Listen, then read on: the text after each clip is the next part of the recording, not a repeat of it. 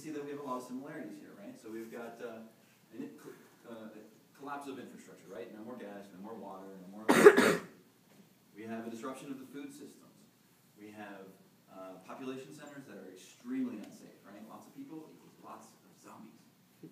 Governments collapse, right? Lawless environment, no rule of law, no police.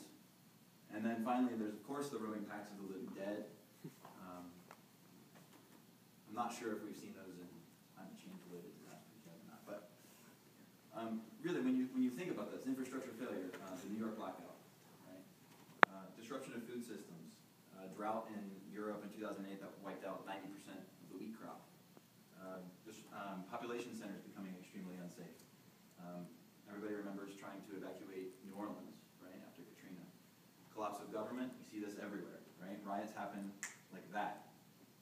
And living dead. So what do we do, right? What do the zombie survivors do in all of these scenarios? First, with infrastructure failure, well, they learn to live without infrastructure, right? They learn to use local resources. You can't just drive for supplies. You either have to walk, find a horse. You capture and use rainwater.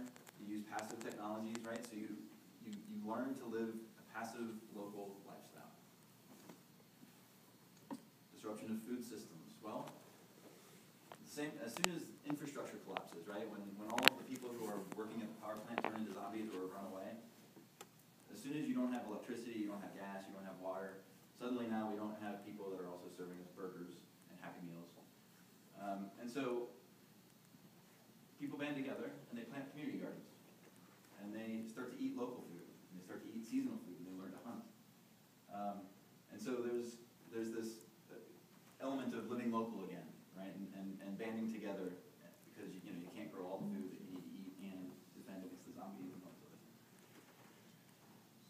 Unsafe population centers. Well, I mentioned everybody understands that lots of people equals lots of zombies. And so what the survivor groups learn is that, number one, they were completely unprepared for getting out of the city when they were first faced with the disaster. They often realize that their camps get overrun unexpectedly, and so they get separated from their survivor groups. So they really start to design for and plan for disasters, right? So they start to say, okay, well, the next time that we're all separated from a giant zombie horde, we're all going to meet up at this other place, right? Everybody knows where to go. Everybody knows what the signal is.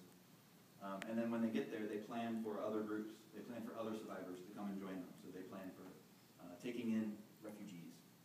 So, in terms of lessons for us, thinking about how we design our communities and communicate disaster response planning.